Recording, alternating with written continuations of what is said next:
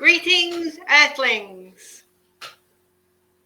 We are Johnita Francis and Trish Rock, your empowerment influencers. The no fluff conversations about life, empowerment, spirituality, and freedom. Thank you for joining us on today's episode, sponsored by Holistic Bliss Magazine. How cool is that?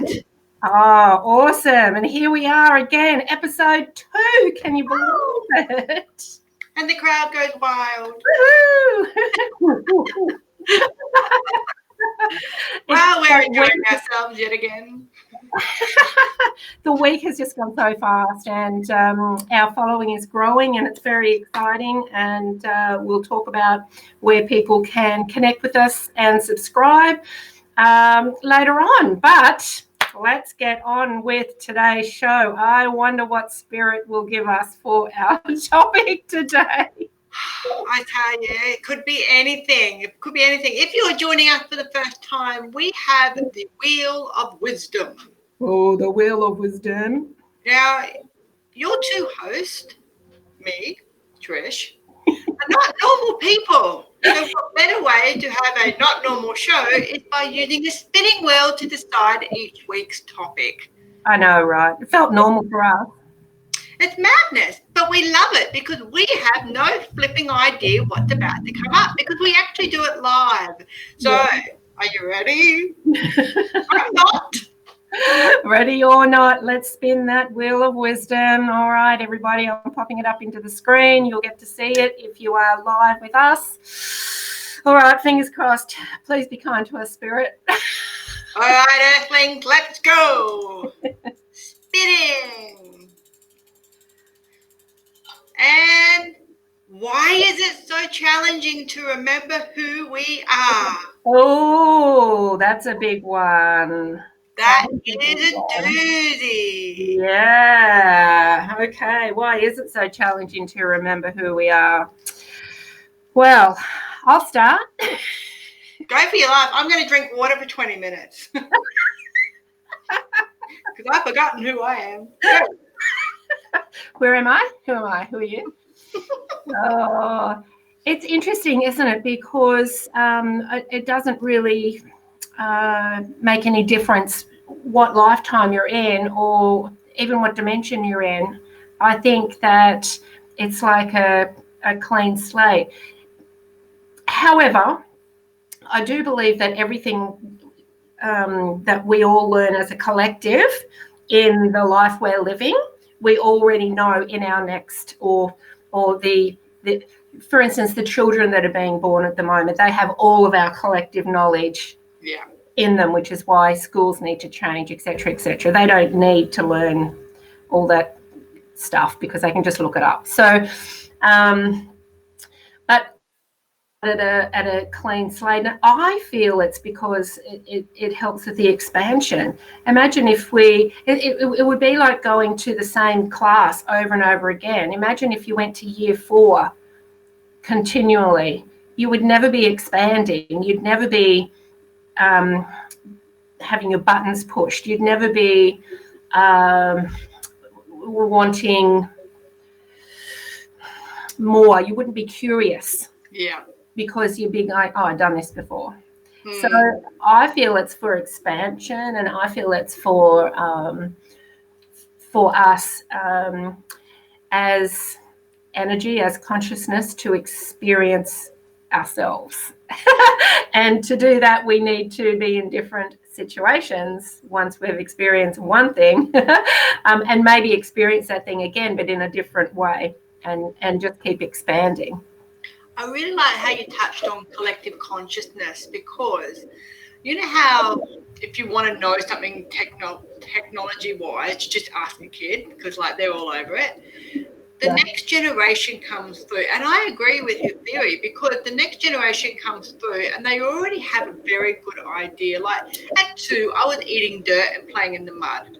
At 2, most kids can use an iPad and they do it without even thinking about it. So they come through with that. It's kind of like the human body has evolved as far as it can go. Because really, I mean, we get a growth, we think it's cancer, we chop it out, boom, there goes our evolution. We will never grow any extra body parts ever because we chop them out or we Botox them or whatever else we do. So physiology-wise, we've gone as far as we can go.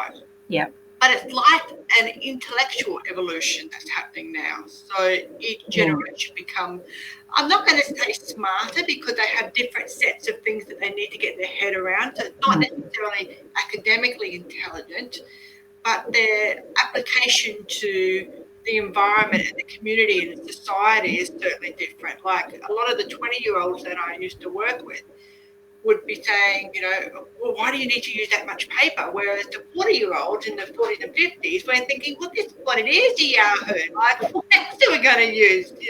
So they come with a very different idea on things. And it's evident when you take the time to realise how they're coming at things, and they've already got that conscious awareness, and then they're just adding to it. And life experiences will add to their intelligence and their application to that. But most of them are coming through that collective consciousness. So I agree. It's very clever, isn't it?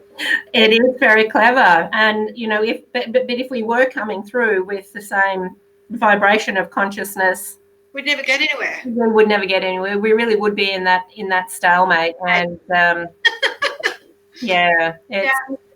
it's so interesting. But I'm just kind of feeling that there's something that I don't know that's about to actually come in. Brace yourself. But be here drinking water. I kind of feel that there's like a higher reason than that. There's a bigger reason than we can even know here as human. I just feel that there's a bigger reason that you've got to really get to those higher dimensions to understand the reason. Because yes, there's expansion here as human, but you know, on other planets and other life forms, they don't go through the stuff that we go through. A lot of them in certain dimensions don't even have they don't have no identification. It's all just a knowing. So you know, some of that we do remember. So I think we were talking a bit about this last week, weren't we? Some of the things that we know, like that come to us, we go, how the heck do we know that? That is our higher self knowing and us remembering at that moment. But I kind of feel on a higher level that if we did know everything that we know, it would just be too much. Yeah. I think our 10% brain is deliberately maintained at 10% so we don't have a brain fart and everything just goes kaboom. So, I mean, potentially, if we're using 10% of our brain and 90% of our brain is for other uses or not being used to its capacity, that could potentially be the other realities that are being used in the other 10% of the brain. So that's kind of fascinating within itself. Yeah, absolutely. What do you reckon about like why we, because as kids, I mean, we're fearless when we come in this lifetime. We don't understand risk. We don't understand consequence. We don't give a shit, either or. But then as we get older, is it because of the fears and habits and people telling us, like, you know how some parents say, oh, little Susie's shy. So then you grow up thinking that you're shy when you're not, but everyone told you that you're shy, so therefore you are shy or you become shy. Yeah. So when we're trying to remember who we are and why is it so challenging to do that, is it because we get all the labels on us as children? We start off very fearless, but then people tell us, well, don't do that or don't do this. If you do that, this will happen. And, you know, it takes away that ability to kind of, I don't know, remember who you are. Put that fear inside of you to stop you from behaving in a certain manner. If you do this, you'll get smacked. If you do that, this will happen to you. So it kind of like imprisons you somewhat. And I think that's where we start to forget what we are capable of, because we're living our lives based on different fears, and our subconscious goes, oh, that's cool, let's hang on to that for the rest of our lives, and sucks it in like a big sponge. Yeah. And the ego is designed to keep us there. So the subconscious says, hey, That's risky. We don't do that. So you don't do that. So you go through life not doing that, and you don't really actually ever get to grow until you get pushed past that fear. What's your take on why we forget who we are, or how come at some point in our childhood, and it happens at different stages for different people, but at what point in our childhood do we go from fearless to fearful? So there's two different rememberings and forgettings here, isn't there? There's the first one of remembering who we really are, which we do every time we come down through that birth canal. It's like, it's gone. It's here again. Why do I keep signing up for this? And then there's the other one of, that age between 1 and 7 where we do that curiosity, we forget that fearlessness, we don't forget, we pack it aside, we push it to one side because it's not acceptable, or it's not what's going to bring us love, or it's not going to bring us acceptance. And so we come in and we're in those rules no matter what house you're in, even the most loving house. I read this the other day actually.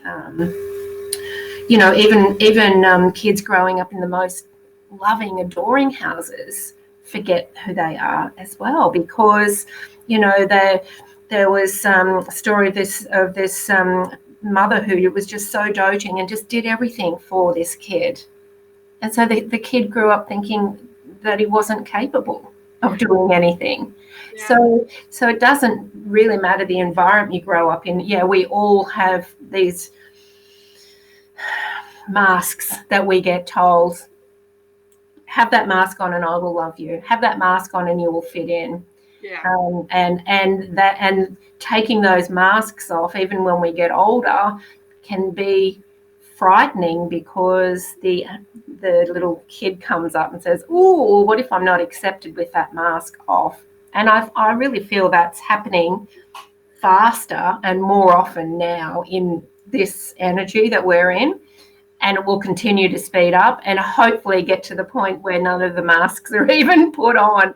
Wouldn't that be nice? Oh, we can live in hope, can't we? That'd be so cool. I mean, I've done this a little while ago with the group of people that I was managing, and imagine if no one ever had to worry about not being accepted, or that you weren't good enough. And like, I watched a movie recently, The Invention of Lying, and Ricky Gervais in it, and everybody tells the truth all the time, no matter how awkward the truth might be. They just say it because it's the truth, and that's just how their environment is. And I'm thinking, wonder if we didn't have any of those limitations placed on us. Wonder how capable we would be as human beings if no one ever said, don't do that. Or, you have to wear makeup if you're a woman in the corporate world because that's what everyone does. So you want to fit in, you have to do this. So, I think at some point, I think that's where, we get to our 20s and we start getting a bit bitey, and we start talking about, you're not the boss of me, and I'm a woman, I'm in my 50s, and I'm old enough to do what I want. It's kind of like we start removing all those masks because we've had to, especially for women, I suppose, because we've become enablers and rescuers and parents and wives. And, like you see all the time, you've only got to go to Facebook, classic example, and they say, oh, what job would suit you? And if you choose female, that your gender is female, you get all these stupid jobs. Like, or, what will your life look like in 5 years' time? And you get, 6 kids and a sugar daddy. No, and you click on male gender and you get completely different. Like, you be a CEO of a company or you're a millionaire. And I'm thinking, what? So if we didn't have any of those limitations placed on us, I wonder if all of us girls would be walking around in Superman outfits. Yeah, that's true. But, being really truthful and authentic in everyday life is difficult.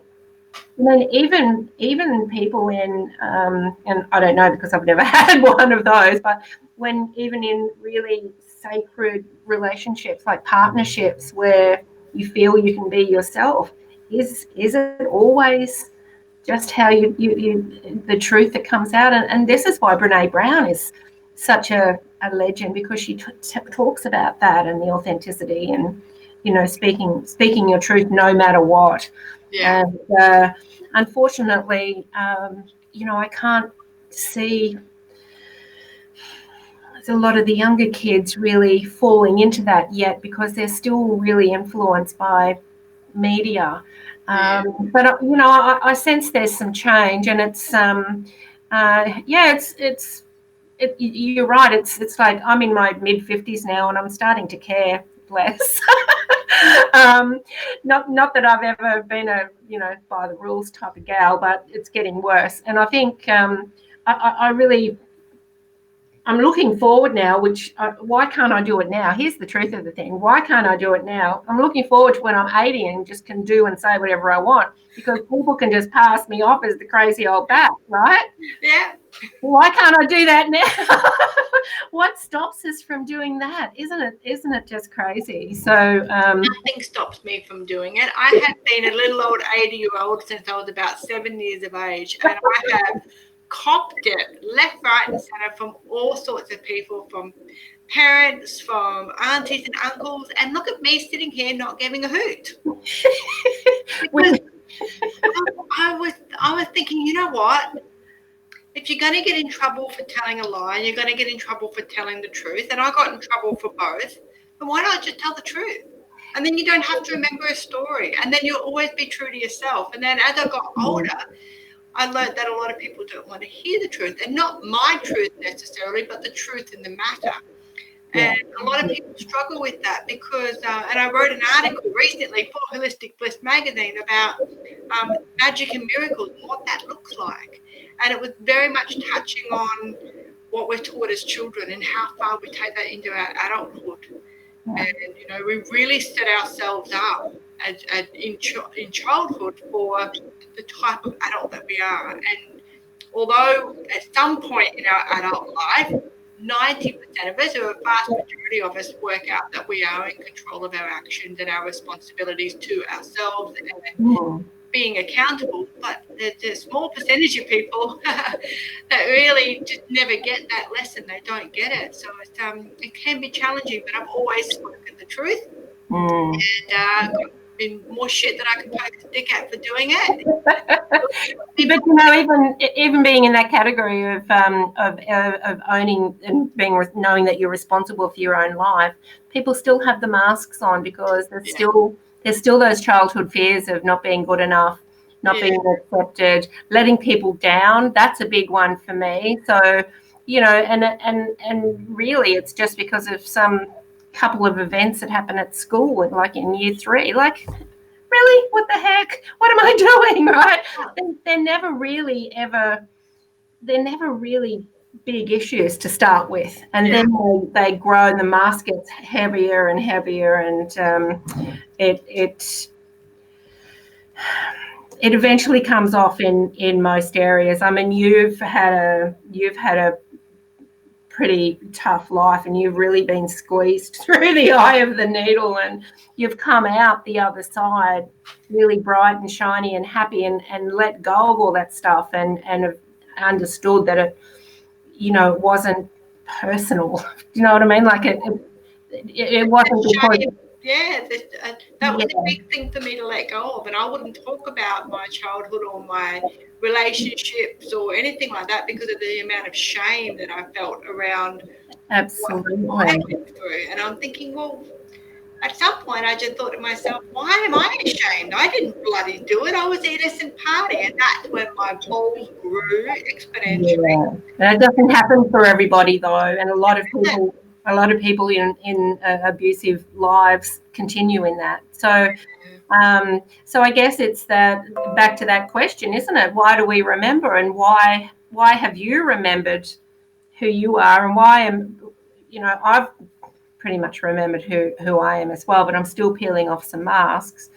Why have we been drawn to do the work, and other people been drawn to do the work to remember ourselves, but then there's other humans who don't want to? That fascinates me. Why wouldn't you want to? But not everybody has that calling, I guess, and we all have our own journey here, and we all have a role to play. So it's that acceptance, and I also feel on a universal level and in the collective consciousness, if we start to peel off those old human layers and start to remember who we really were when we were born, that curious, fearless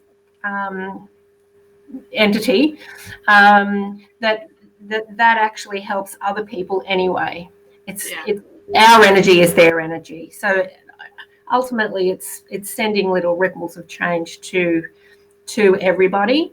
And that's what you said, then our energy is their energy. So I'm a pagan, of course. So and we're all connected. So I can't wait for the 5D topic. I'm super excited about that. Is that on our wheel? Yeah, and I bet you now that I've said that I'm super excited about it, it won't happen till the very last moment. It'll be like a long, long time away. But, all right, everybody who's watching and listening, you've got to tune in for the next 20 episodes at least until our wheel is free of topics and we choose new ones. Because it's very much like that. The 5D link is very much like that. It's, we're all connected. It doesn't happen to me. It happens with me. I'm a part of what is happening. So, it's very much of if I'm going to hurt someone else, that energy will come back and hurt me. It's not karmic. It's not, universal laws. It's just the way things are because, you can't have that poor intent. And you might get away with it for a little while, but eventually that poor intent comes back to you, and it could be committed by someone that you totally, absolutely adore, or it could be one of your children that do it to you. It's just absolutely gut-wrenching and heartbreaking for you to go through that. But you've done this all along and thought that it was an acceptable way of doing things. So it does come back, and we do learn as souls. It's just that level of awareness of, whether we're able to go, shit, yeah, that's right, because that's what I did when I was younger, or this was the way I behaved, and now I'm being taught that is not an acceptable way of behaving in the collective consciousness and how we're do you think that in itself helps with the memory, with us remembering who we are? If you get knocked down enough times, you go, okay, there's something going on here. I don't want to keep going around in this hamster wheel of, I don't want that. Here it comes. I don't want it. Here it comes. I don't want it. When I went through my relationships, I thought to myself, okay, this is ridiculous.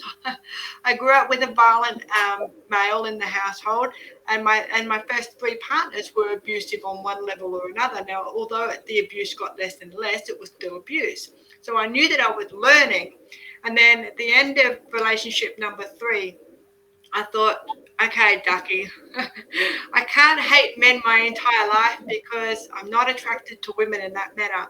So I either need to, A, work on me, because it can't be every single man. It's just the type of person that I'm attracting. So if I'm attracting that type of person, what do I need to change about me so I no longer attract that type of person? Yeah. And I don't believe in the projected stuff because or mirroring people, because I don't believe a rape victim ever projects that onto somebody else or mirrors that behaviour of their rapist. I don't subscribe to that sort of stuff at all. We certainly go through experiences and learnings and lessons, but I don't think a rape victim or a child ever asked to be abused in that manner, that sort of stuff. So I draw the line at that. You can change my mind if you like. But I just can't seem to get my head around how anyone would want to attract that sort of stuff. But I knew that I was a common denominator because these guys all looked different. They had different cultural backgrounds. They had different religious beliefs. There couldn't have been any 3 more different guys, other than the fact that A, I dated them, and B, they were abusive. That's the only connection. So I was a common denominator. So what do I need to change about me so I no longer attract this type of person? And, having that self-awareness and that real truth talk with myself, hey, dickhead, it's you. Not every man, it's you're really good at picking these ones. That conversation, and then putting my head up and saying, okay, I'm out of my depth here. I need to go and get an expert advice. And that's what I did, and was able to break that cycle and marry my beautiful husband, who is nothing like any of those 3. Yeah, because you're different. So, I kind of feel that it's a compliment. Yeah. Yeah. But I feel the words are a bit difficult because when I say we ask, I just kind of feel that before we even come in here, even before we are conceived and we know that we're going to be coming down here as human, and there's a very small amount of entities that come here as human. It's a tough gig here, so not everybody wants to do it. But I just kind of feel, before we even come, when we're in that consciousness energy, it's kind of, okay, well, what do I want to expand this time? Yeah. What do I want to forget about me so that I can expand it a bit more? And in your case, and I think in many abuse cases, it's a tougher road to self-love. So perhaps, learning, you're really grounded in who you are now, and it's solid, and no one can, push that out of you. Now, if you had had a different remembrance, you might still be wavering. So I think just, each person has that kind of contract, I guess, with how they're going to expand in this lifetime. And I feel for all of us, it's a remembrance of self-love and who we are. And we all just experience that differently. A little while ago, I was worried because I wasn't remembering a lot of my childhood and things like that. And I kind of got over that. But because I just don't need to remember, because, there was things that happened that put those masks on me, and more about letting people down, really. Yeah. And that has ruled my life, right? So, I've left one marriage and another man that absolutely were totally devoted to me, but I'm fear of letting them down. I'm like, yeah, no, bye. And then other ones who weren't committed because I wasn't emotionally committed. And that, just didn't work either. So the fear has kept me out of relationships, and it's also kept me from other things as well. But, when you recognize it, you can do something about it. When you can name it, you can change it. So it's like a diagnosis, isn't it? If you don't know what you're dealing with, it's really hard to kind of get your head around it and work out what your next step is. It really is. Yeah, absolutely. So we're all on this path of remembering who we are, because our essence is love. It's not even just self-love or anything like that. It's pure love. And I don't know if I told you, I did have a moment back, must have been late 80s. I think I'd just come from second degree Reiki course or something or other. Anyway, I ended up, I was in bed with my husband, but I ended up above, and it felt like not, it's the only out of body experience I've had, really, but it didn't feel like I was in my body floating on the ceiling like people describe. I felt like I was a cell, like an orb. I felt like I was an orb or some cell, just kind of looking, and I just looked on everything with no opinion, nothing, no judgment, no criticism, no, oh, that's blue or black, or that's that, nothing, no. It just was. Yeah, no opinion about anything. And that's that pure essence of love. And it's so hard to describe, but I have had a glimpse of how it feels. And I think we're all back here to remember that in some form. And every time we come back, we expand a little bit more, depending on our family that we've chosen. And whether we actually choose to remember or not, because we all have free will and we don't have to remember if we don't want to. Yeah, it's an interesting topic that you touched on there with the free will, and you also touched on predestined, and it is all predestined. So we have free will to choose, but it's all predestined. So we kind of know, our souls already know which way we're going to choose or what we're going to choose anyway. It's just that a lot of that memory is harbored or diminished because of all those labels and all those experiences and all those fears and negative or positive experiences in our environment, and maybe even the fears that our grandparents and our parents had that came on us. Like, if your mum's scared of drowning in the ocean, then she may not ever let you go to the beach, that sort of stuff, you know, and you're a great swimmer, but she doesn't want you to go to the beach because she's had this terror. So, you know, all those sort of things. And it's just interesting that we can still have that free will to be able to decide whether we want to remember it or not. I know that most of my memories are from astral memories, so I things that were happening to my body as a child, I used to jump out and I would watch them, and there was no, exactly like you, and I never actually thought about it until you started saying that you felt like you were a cell, like you were an orb, and there was no judgment. I'm thinking, okay, when I went to hospital that time, what did I see? And there was no judgment. There was no, I could see what was going on to my body and I could see what they were doing to me, but there was no terror or no fear or any concern. It was just, that's just what's happening to the body, to the vessel. So Yeah. I said that because I never would have thought about that before. Yeah. Do you think that's and you know, that's the experience going up in the dimensions as well, because as you said, in the fifth dimension, we really are just looking down at the experience that we're having. So it's really nothing else except an experience. Yeah. And then as you get higher up, I guess it's even less attachment emotionally or anything like that. You just see it as a bigger picture. Yeah. You know, where, okay, so a vision of a beach has come to me now, and they're telling me to talk about sand. So sand for the hourglass. Yeah, so I kind of feel like, you know, all of us are, we're all like these grains of sand on the beach, and as a whole, we're that's it. There's no emotion. That's it. We're just the beach, the sand. Yeah. But individually, we're little pieces of sand that are being shaped. Yeah. And within that, we're feeling it. Well, I like that analogy because it just kind of, because from a distance we all look exactly the same. It's only up close, and when you start to look at us under a microscope, that you can tell how individual we are, and that's really peeling back the layers and being our individual true selves. Well, that's a nice analogy.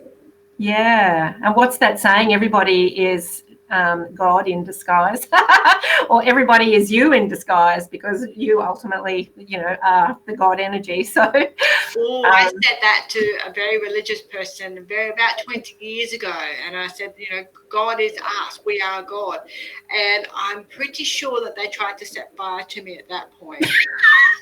They were not as impressed with my revelation that I was. I'm like, oh, wow, we are God though, because of that whole, we don't realise how magnificent we are. Absolutely. All of that. And I'm thinking, well, we are gods. I mean, we create things, we can create life. I mean, a woman obviously holds the child, but we're a bit buggered without the boy part too, you know. So we can create so many beautiful things.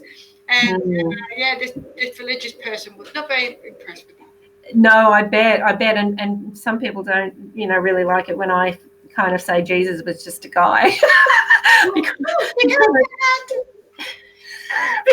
because you know, everybody holds him and Buddha and all the others up on a pedestal, but they are just people like we are, but they've reached a different understanding. They've remembered more than we have. So in this lifetime that they came through as human beings, no different than any of us.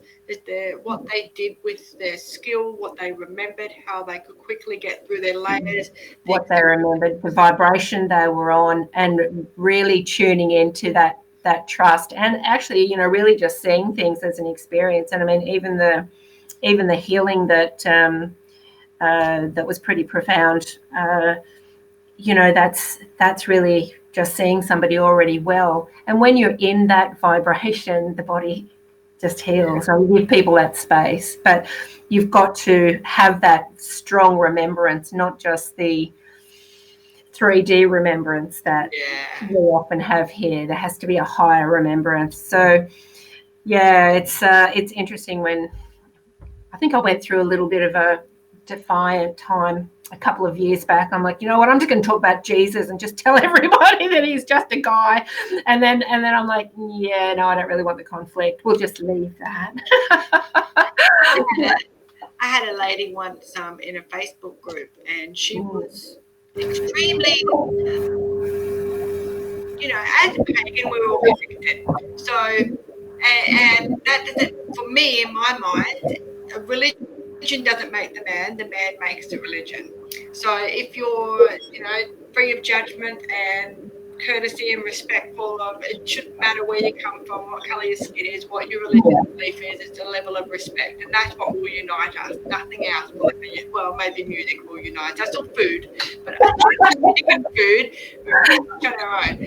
So, and I said to her, look, we were talking about the whole Jesus thing, and I said to her, well, Jesus was a healer, a prophet, and I believe he was a witch. Well, it escalated. But here's why I thought so. And this is, and then I always have a bit of a side giggle about gender equality and gender wars, because this is hilarious. But then I go on to say, well, they did all those things to him and he still rose. Yeah. And back in those days, you did all those things to a witch. And if she rose, then she was a witch. And he did.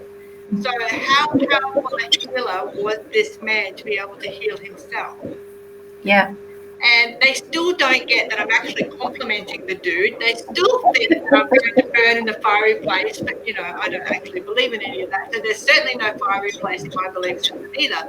But it was a very interesting conversation, and unfortunately, a lot of people with that really narrow-minded mindset. And my grandfather was a lay priest in the Catholic Church, so I'm so not like that, and he was so like that. But we absolutely adored each other, and we absolutely had a great deal of love. So none of that other stuff mattered, because we had a level of respect for who we were as people. Yeah. And he was always going to be one of my favourite human beings because of the way he treated me. He wasn't very nice to a lot of other people in his life, but the way he treated me, and that's how I will always look at people, is how they interact with me. So but I always remember that conversation, because I could feel steam coming out of this lady's ears. Oh, well, witch is just a label as well, and so a lot of the very spiritual, high vibing, connected people back then were just given those labels. Yeah. So it's they were just operating on a more remembrance too. So absolutely. Yeah. I mean, like naturopaths and homeopathy and essential oil people. That's all back in those days was considered witchcraft, but it's not these days. It's more widely accepted. We just don't umbrella term it as witchcraft. So it's just such an interesting topic, but 100% Jesus was just a dude for me. He just had an amazing ability to heal with his spoken words and his healing techniques and what he brought to people and how he made people feel. And basically, if you can do that as your passion and you're making a difference in people's lives, then that's just awesome. That's all you and I want to do. So that's it. But the more we remember who we really are, and the more we remember outside of this, even our energy fields are so much bigger than anybody can see. So, getting up to that level of trust and no opinion, like you were in the hospital and like I was in the room that day. Getting to that level is a remembrance, and I just feel that all of the experiences that we have here are just roughing up our little grain of sand. So, and then we have that experience, but ultimately, we are all one energy, and what we're remembering is also remembered on some level by everybody, and the same for us. Yeah. The same for us, yeah. So we might have a bit of controversy with the Jesus thing tonight, but look, we're going to win hearts everywhere, aren't we? But that's okay. If we should be able to talk about, well, this is a controversial podcast. It's a guided life, so we will touch on things that We will. expanding our own awareness and other people's awareness. And, we're always welcome. We're going to do a Q&A at some point. So we will, and you'll be able to ask your questions. We're also at some point going to ask you for your input for some topics for our wisdom wheel. So that'll be fun. And whose idea was that? Your idea? I'll be drinking a lot of water that night. I'll have like 8 glasses lined up. Oh my goodness. So I think we will probably, for the people who are watching live on the podcast, we'll ask you guys, and we might also put out through the subscriptions as well, through the podcast, people can actually leave a message to be recorded, and they can give us their topic. So if you're on the podcast listening, then don't worry, you won't miss out. You'll be able to suggest some topics as well. And please subscribe, everybody. We really want to get this podcast going. We're now on, let me just go up here and have a look. We're now on Apple. We're on Spotify. We're, of course, at Buzzsprout. And we're also on Overcast, Pocket Cast, Castro, and Castbox. We will be on Google soon, and iHeartRadio, and also Pandora and Alexa. So it just takes a couple of weeks. Yeah, it just takes a couple of weeks for those to come up, and then all the podcasts will be there. But definitely, if you've got Apple, definitely subscribe to us there. That'll be really good. So, well, that ended up not so bad. Not a bad topic, Johnita. What do you think? I reckon so. I thought they were going to get even with me because I did give them a mouthful earlier today because I was trying to do something else and they were flickering everything. I'm like, just wait. But yeah, I've loved tonight. I thought it was a great topic.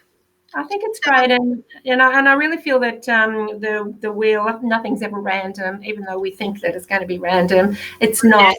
It's exactly what we need to speak about each week, and people who are tuning in is exactly what they need to hear. So it's always perfect.